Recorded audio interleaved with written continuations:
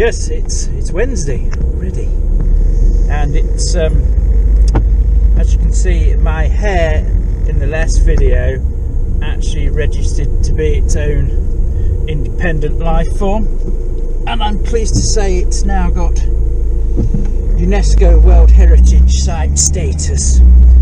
Anyway, quick roundup. I've cleaned the loom on Slinky. We've blasted all the oil out of that, hopefully. All I didn't actually remove the loom, but I disconnected all the connectors that were on that part of the loom for the water temperature sensor, cam actuator, O2 sensor, airflow sensor. There's a ground which I didn't bother touching or anything like that. And what I did is put a little silicone tube over the pins of the loom where there were pins, and twatted a load of brake cleaner through it, and it did seem to actually get through. So fingers crossed, we've cured that. The new O2 sensor, the correct one, is on its way.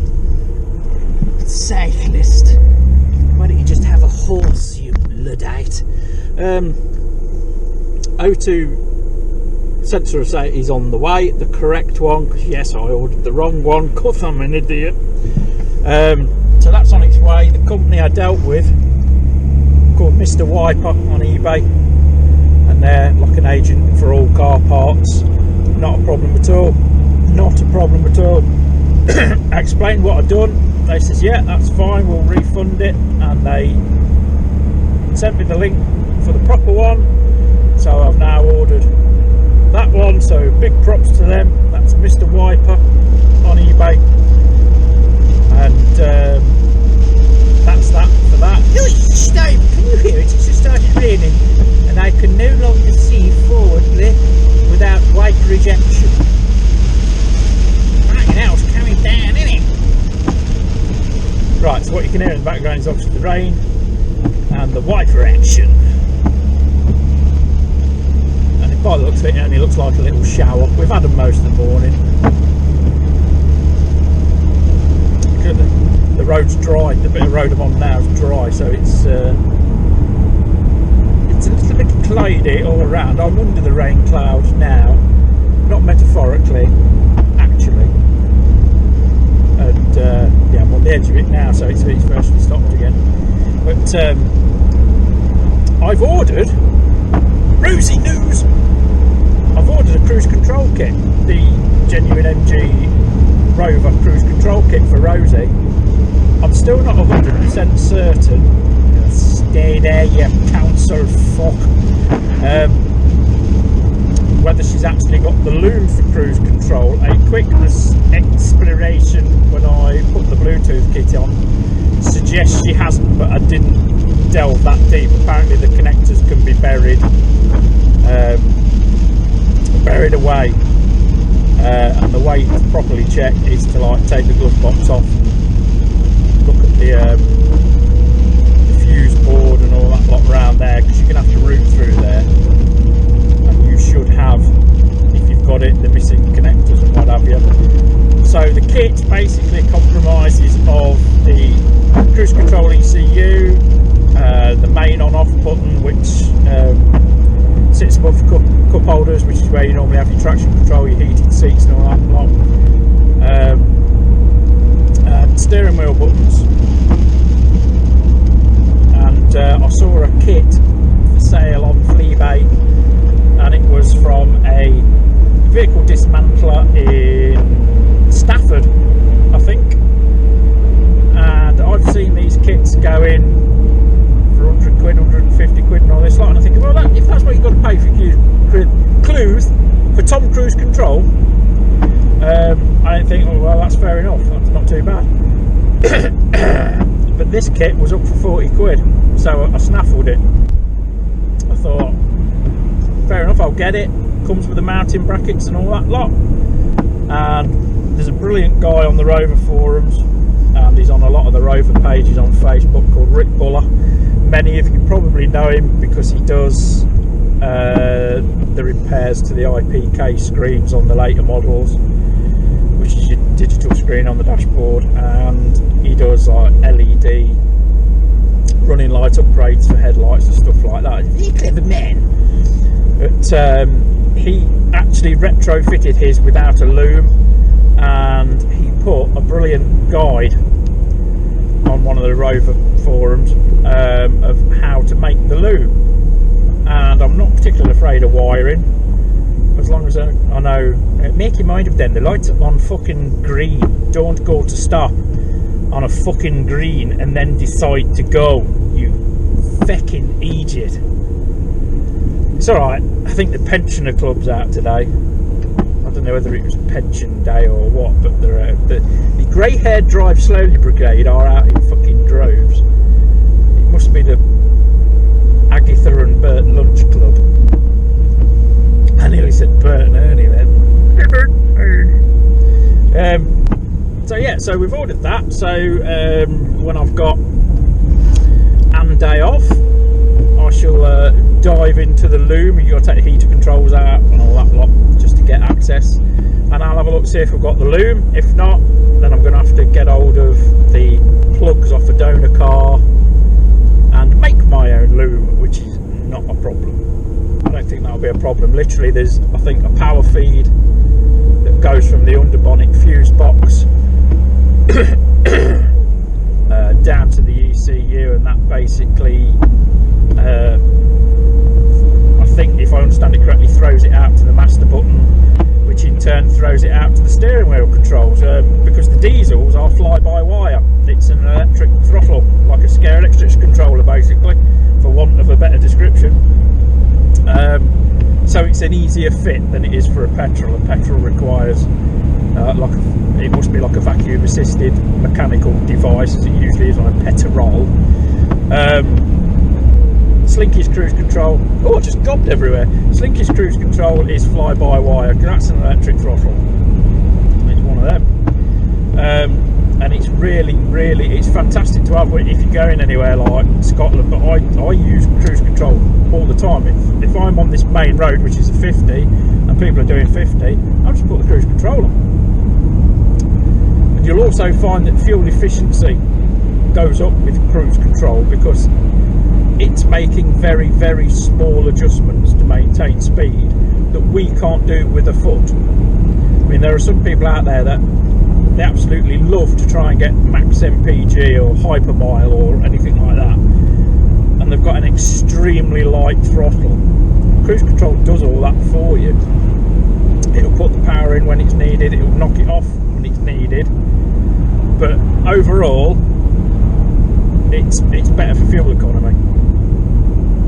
So it's one of them. What else? Nothing's happened on Pinky. I've got a couple of seized engine bolts which I'm just gradually feeding with penetrating oil, and the problem is it's steel into alloy in places, and obviously they've basically chemically bonded themselves together, so we've got penetrating oil going in there regularly, and I've got the bolts turning, so that's something, but it is requiring a 2-foot breaker bar to do it at the moment. But I'm getting rust coming out whenever I reapply the oil, which is a good thing. It means we're breaking it down, and also heating up of the bush and letting it cool down and all this lot. It will break the bond. They'll go eventually. Once they've gone, the engine can be out, and it's just so much easier to get the old paint off and stuff like that. And then I've still got like the front end to strip off it. But I decide what we're going to do with the front forks, whether they're going to be polished up a bit or whether they're going to be painted and what have you. And that's that. Nothing's happening with Nibbler at the moment. Something will happen with Nibbler when something happens, basically. But when Slinky's O2 sensor comes, we're going to slap that in. Hopefully it will get rid of the code. Come on then, Mr. Audi. I know it's not often people give way to you because you're a bellend. Right, better stop for the tipper. Don't want to argue with the tipper. On his 86 loads a day. Oh, tipper drivers earn good money. Yes, they do earn fairly decent money because they're going round like blue ass flies most of the time. Skip drivers and tip drivers. They're non-stop getting the loads in. Who can blame them? But it's yeah. So the oxygen sensor will come and just block the fucking road with your Arctic, mate.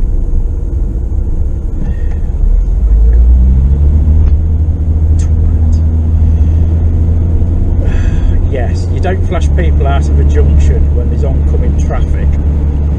Unfortunately, the camera wasn't facing the other way because I am in a row of oncoming traffic on the A5, the main road, and another lorry driver's just decided to flash another lorry driver out because fuck it, why not?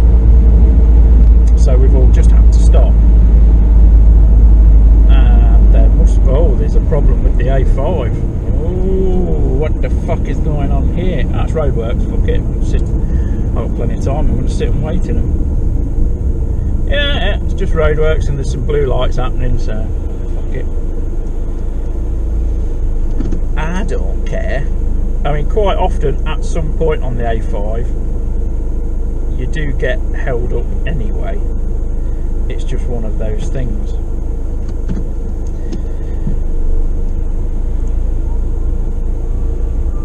And everybody now has decided to use the roundabout as a turning space, so everybody's cutting everybody up like massive bellends. But the trouble is, I've just noticed there, the reason why that truck let another truck out is because they're all going down that road. There's obviously the A5 is surrounded by country roads, and everybody's decided to go down there because they're not weight limited or anything, so the trucks can use them. But all it looks like is there's a bit of roadworks. I mean, I've moved up several spaces already because everybody's turning round. The trouble is, if everybody's turning around and using that other road is going to be a fucking mare. And all it is, it's mobile roadworks. And I have to laugh. The chap in front of me is in a Mercedes CLK 220 CDI. Not a bad car by all rights. And his plastered AMG badges all over it. Yes.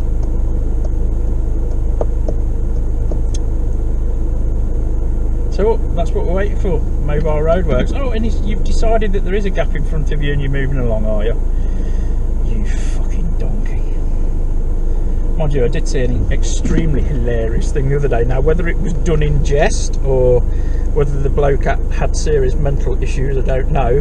But we saw a Chrysler 300C a while back, parked up one of the local shops, and he'd literally plastered it in Bentley badges.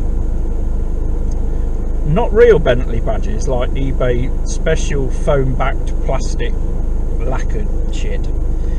So he was doing that. And that just looked comical because there is no way at all that you can possibly misidentify a Chrysler 300 as a Bentley. Funnily enough, you could do it with a Rover 75 if people don't know what the car is. We've been asked before if this was a Bentley when I was on holiday, and it did make me laugh. And she was quite surprised to point out it was a Rover, but there you go. But I suppose if you weren't around when sort of Rover went bust, you're of that generation, you're not going to know, are you? Oh, Mr. Van's getting impatient. You can't overtake me if there's no fucking lane to overtake into. Now, they are stopping the traffic both ways. And it's just roadworks, just chill, let it go. I am currently 53 miles off Rosie having 99,999 miles off. I'm going to try and photograph the magic moment, but knowing me, I'll be a few miles over when I do it. So that's about it for today. That's all that's really happening. So I'll catch up with you later. Cheers guys, bye bye. Update. We now haven't moved for half an hour, but we've seen 2 fire engines so it's a bad one. But at least they're having a worse day than me, so I can't complain.